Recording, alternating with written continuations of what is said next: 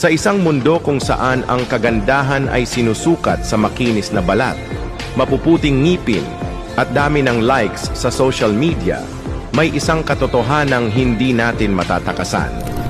Kapag natapos na ang buhay, gaano ka man kaganda o kagwapo, kung wala kang relasyon sa Diyos, uod pa rin ang kakain sa iyong mukha. Napakalungkot isipin nito.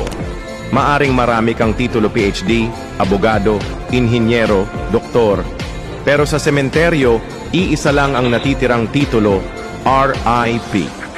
Maaring pagmamay-ari mo ang malalawak na lupa, bahay, at mamahaling sasakyan, ngunit pagkatapos ng kamatayan, isang maliit na bahagi ng lupa lang ang kailangan mo para paglibingan.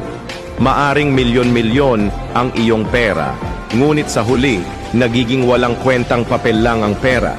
Lahat ng bagay sa mundong ito ay nabubulok, ngunit ang kaluluwa ay hindi. Kaya pakiusap, piliin mong iligtas ang iyong kaluluwa at maghanda para sa kaharian ng langit. Dahil sa huli, hindi titingnan ng Diyos ang iyong kayamanan o itsura, kundi kung sinusunod mo ang kanyang kalooban, iyon lamang ang tanging pamantayan para makapasok sa kaharian ng langit. Gaya ng sinabi ni Jesus, hindi ang bawat nagsasabi sa akin, Panginoon, Panginoon, ay papasok sa kaharian ng langit, kundi ang gumaganap ng kalooban ng aking Ama na nasa langit. Kung ikaw ay handang sundin ang kalooban ng Diyos. Amen.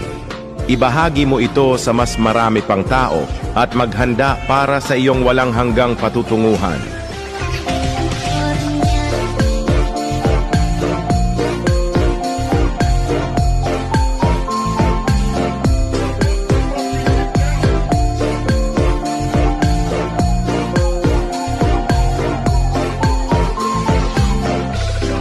Sa isang mundo kung saan ang kagandahan ay sinusukat sa makinis na balat, mapuputing ngipin, at dami ng likes sa social media, may isang katotohanang hindi natin matatakasan.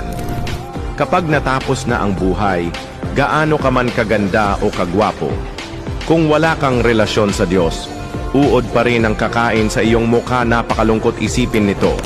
Maaring marami kang titulo PhD, abogado, inhinyero, doktor, pero sa sementeryo, iisa lang ang natitirang titulo, RIP. Maaring pagmamay-ari mo ang malalawak na lupa, bahay, at mamahaling sasakyan, ngunit pagkatapos ng kamatayan, isang maliit na bahagi ng lupa lang ang kailangan mo para paglibingan. Maaring milyon-milyon ang iyong pera,